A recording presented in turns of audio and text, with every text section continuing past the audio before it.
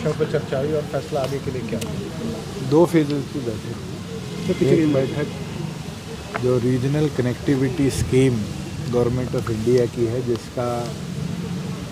I think approvals के लिए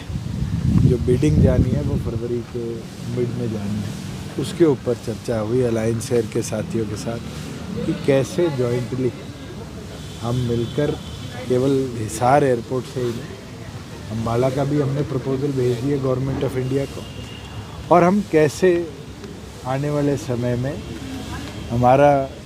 जो करनाल का एयरपोर्ट है, क्योंकि उसमें नई लैंड एक्विजिशन हो चुकी है, अब रनवे एक्सपेंशन का काम होगा,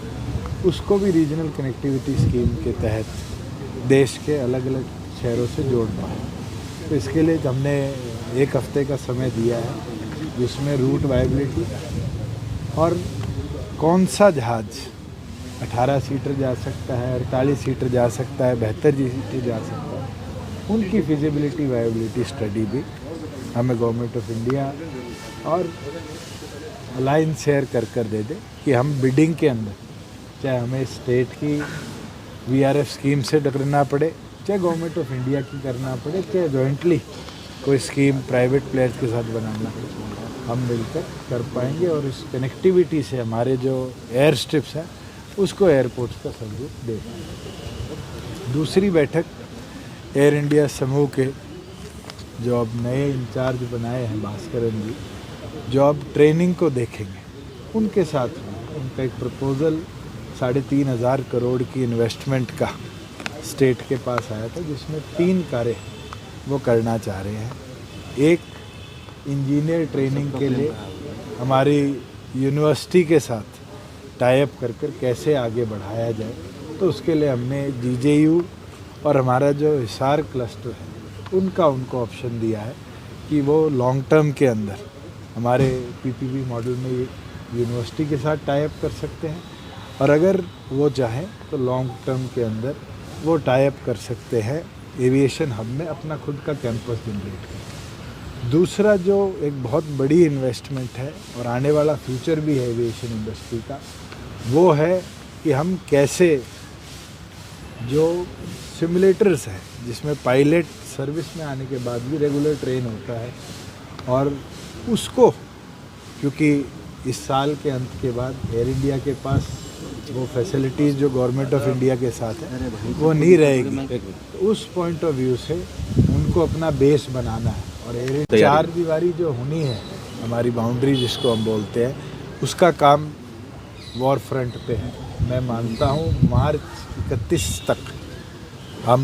उस टारगेट को अचीव कर पाएंगे, जो कि अगले 2 महीने हैं। उसके साथ साथ रनवे का काम कंप्लीट हो चुका है। रनवे का जो एग्जिस्टिंग रनवे है उसका कनेक्शन का हमारे को जो टाइमलाइन चाहिए वो 1 महीने से 1.25 महीने का है। उस टाइमलाइन को हम वेल इन टाइम अचीव कर लेंगे। अब क्योंकि कोविड के अंदर कई रिस्ट्रिक्शन रही इंपोर्ट कराने की इक्विपमेंट का, उसमें जो मेट्रोलॉजिकल डिपार्टमेंट है उनने कितने दिन तक इसका तीसरी बैठक जो थी, वो जो हमने गुड़गांव के अंदर 25 एकड़ ज़मीन HSIDC ने सिविल एविएशन से लेनी है, उसके ऊपर हमने वायबिलिटी स्टडी के लिए हमारी जो गवर्नमेंट ऑफ इंडिया की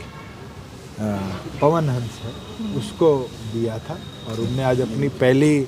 रिपोर्ट सबमिट करी है, जिसके अंदर 300 मीटर का रनवे और 3 MROs के लिए हैंडल,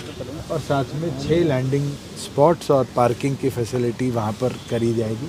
जो इसको हम फ्यूचर में देखते हैं कि एक हेलीपोर्ट तो वो बनेगा ही बनेगा, दिल्ली एयरपोर्ट का भी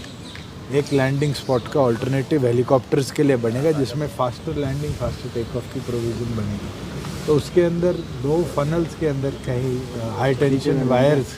वहाँ पर है, तो हमने उसके लिए भी प्रपोजल अब HSIDC को हम देंगे कि वो भी अंडरग्राउंड करके कैसे उसको नाइट लैंडिंग के लिए इक्विप किया जाए,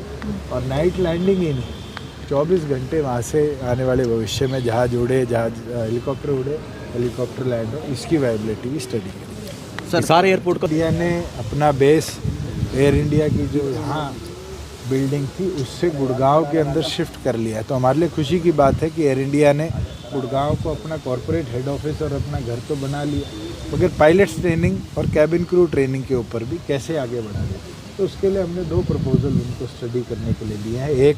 जो हमारा फ्लिपकार्ट का वेयर हाउस बना है उसके साथ पाती हाजीपुर के अंदर, और दूसरा बेस जो हमारा ATL का बेस सोना के अंदर है उसके साथ वो एक्सप्लोर कर दे और 1 हफ्ते के अंदर एक्सप्लोर कर वो अपनी वायबिलिटी बता दे कि गवर्नमेंट फिर उनके साथ कैसे लीज मॉडल पे चला जाए